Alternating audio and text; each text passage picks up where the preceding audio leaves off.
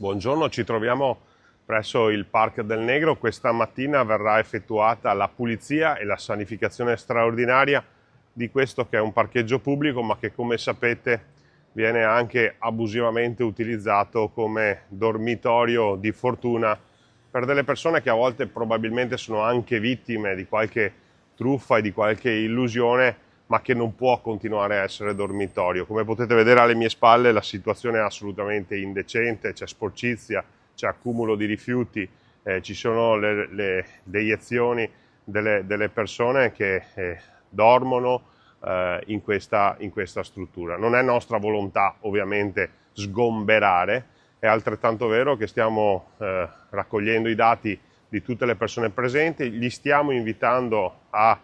entrare in contatto con le strutture predisposte per questo